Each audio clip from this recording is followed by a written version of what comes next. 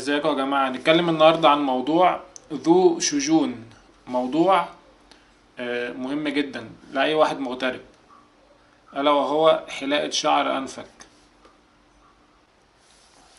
وده موضوع مهم جدا يا جماعة. يعني انت ما ينفعش تمشي في الغربة وانت شعر مراخينك طالع لبره كده، وشعر ودانك برضو. في ناس بتربي شعر ودانها هنا كده، بص تلاقي الواحد محترم جدا وكل حاجة، بس تلاقيه مربي شعره هنا، ناقص له بس يحط ضفاير، يجيب توكة ويضفر هنا كده.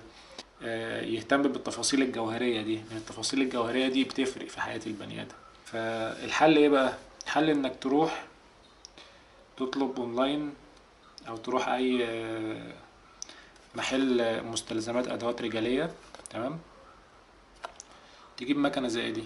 مكنة سعرها رخيص، مش غالي خالص، اسمها VGR. تمام، بتروح بتجيب، هتلاقي المكنة زي كده، تمام. تلاقيها، بص ديت الجزء ده، هي دي شحن بالكهرباء. ودي الميزة الحلوة اللي فيها، لان الجزء بتاع المراخين، بتاع الانف، يعني مناخير، بس أنا بهزر.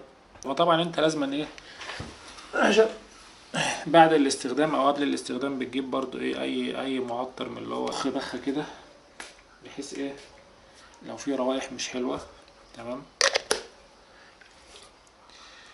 وتعيش يا معلم بقى. بعد وتعيش بقى، تقعد تمخرب مع نفسك كده، ماشي. طبعا يكون لازما قصاد مراية وبتاع عشان تشوف الشعر اتشال ولا لا.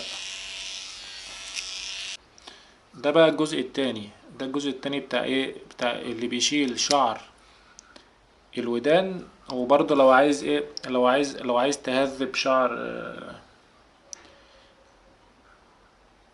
شعر بيكون فيه ساعات شعر طالع هنا كده. فلو عايز تهذب الشعر اللي هنا ده كده، برضو بتستخدم المش ده. بس انا امبارح طيرت لو انتوا تلاحظوا، طيرت حتة من هنا بالغلط، يعني ما علينا، الحمد لله. بس بتعمل بتشغل الجزء ده برضو كده، وتشغل قصاد مراية برضو. بس انا عشان يعني بشرح لكم قصاد مراية، وتقعد تشوف لو في شعر طالع.